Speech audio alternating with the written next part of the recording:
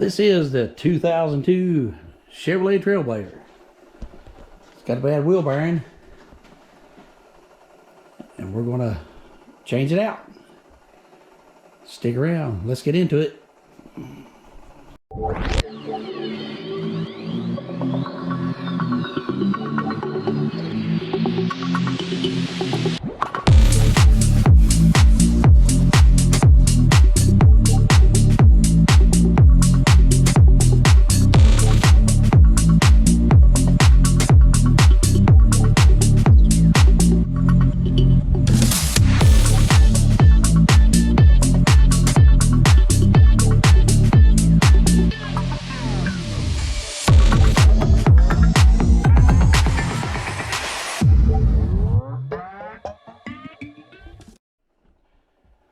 The 2002 Chevrolet Trailblazer has lost a wheel bearing over here on this side. You just about pull the wheel off of it. It's my granddaughter's second vehicle since her Malibu's down, and this thing is just beat.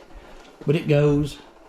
It's got a motor that doesn't have a whole lot of miles on it. It says an 05 motor, 27,600 miles, and it's not been in there long. We just put a radiator and a fan shroud in it. Now, if you're not familiar with these type of little Trailblazers, they have, I don't know what bad done with it, they have an electric fan that controls the fan speed. And they fail on these all the time. They're junk. So what we done when we replaced the radiator and the fan shroud, we put a regular, I guess a 99 to 2005 Chevrolet pickup truck clutch fan with the clutch on it. It's a 3/4 ton fan and clutch. It screws right on the front of these motors, fits perfect. A lot of people say they don't work. Works perfectly, keeps the truck cool, no problems at all. You've just got a standard clutch fan, and you don't have that junk electric fan that everybody hates. Now it might throw an engine code if you don't have it plugged in, but this thing, the nothing on the dash works on this thing anyway, so it doesn't matter. But we're going to get into this over here, take this wheel off, and take care of a little business first. If you guys like what you see when we're doing these little projects, let us know in the comments. Like, share, subscribe. If you don't like it, let us know. But we do need subscribers, so subscribe to our channel. Watch, check us out. It'll be a lot of fun. Let's get this wheel off here and see what we're getting into. Matt's going to give a demo.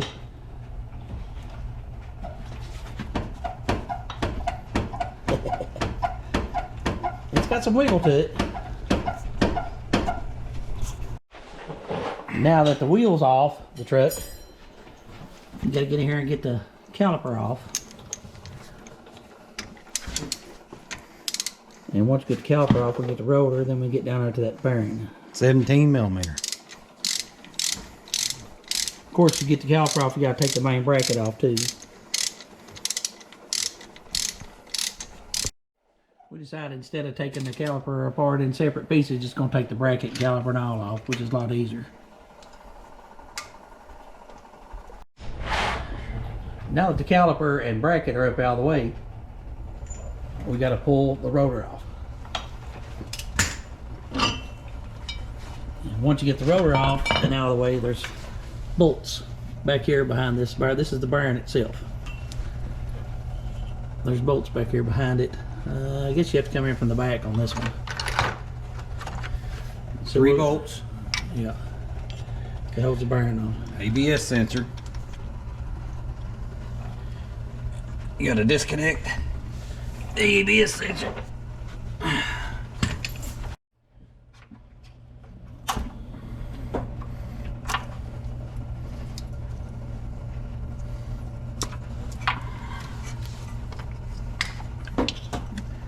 Now we're ready to remove the bolts from the back. We'll get turned around here and show you. We'll get the other one out and show you what we're talking about. This is the bearing assembly that we're replacing. It's a 6-lug. It's got the sensor on it and everything. It's a whole assembly. It's also spline because this is a 4-wheel drive. And Matt's going to get all of his 3 bolts loose, and he's also, before he takes it completely off, he's going to remove this center nut that holds the axle into the hub.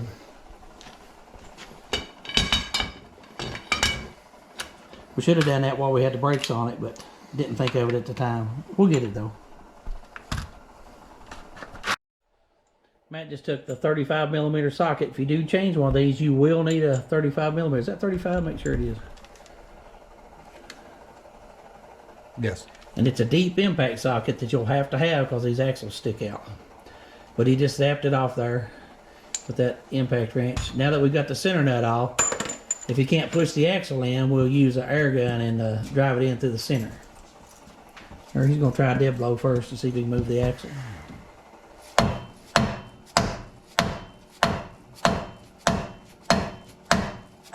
Okay.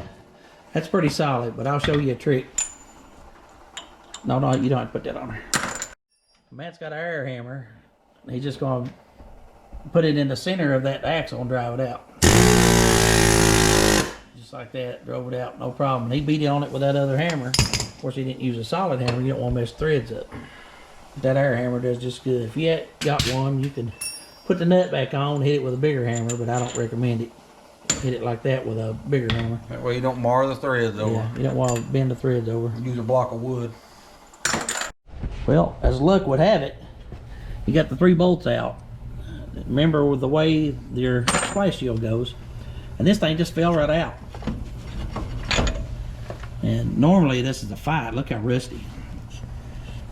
This is usually a fight to get this out of this housing here, but it just came right out. We're going to clean that housing up a little bit. We'll probably put a little wire brush on a die grinder, clean that, and we'll get this splash shield off of here. That's going to be the hard part, getting this stinking splash shield off. Might have a lock ring on it.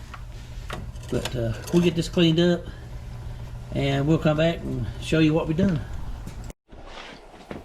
Now Matt's got everything cleaned up. He used a die grinder and a little flat angle grinder, flat disc on it. He just got it cleaned up, got all the rust off of it so it won't rust jack. And now we're going to put a little bit of fluid film on it, which is just lanolin wax. It's what GM used for years to undercoat their vehicles. Just going to put it on the shiny surfaces, and we'll put that new wheel bearing in there and put it back together.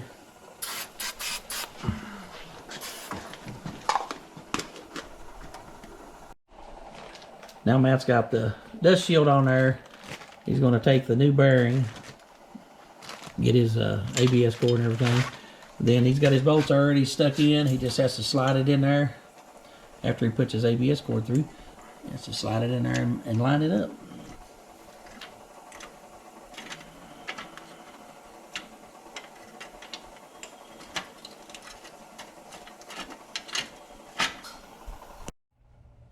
Alright, now Matt's got all his bolts lined up. He made sure he indexed his dust shield just like it was, and he also indexed his ABS receiver cord. So now he's just going to do reverse of everything that he done. He'll tighten these bolts up, torque them to factory spec, put his center nut on, and start putting his rotor and caliper back on. Well, now Matt's got the caliper assembly back on, the rotor back on, the center nut, and now he's putting the ABS sensor lines back on. He's got to cut the old ones off where they're stuck into the arm there. They just clip in. They're supposed to. Matt's got all the cables on. He's got the rotor on, everything torqued. Now we're going to put the wheel on it, and that should finish this thing up. He's not going to be able to torque it until he puts it on the ground, but it's no big deal. I think it torques around 103 to 115 pounds, according to what we read on it, but that just doesn't seem like enough to me. So we're just going to lay into it. Matt's got the torque wrench on it. He's got on the center nut, got the tar on the ground. He's going to torque it to the factory spec. Anytime you're doing one of these, look at your manual or look it up on there and that, put it to the spec that the factory requires for your particular application. So that's why we don't really want to talk about the spec on this. We're done with this vehicle. We're going to get it out and test drive it. We've got the wheel bearing replaced.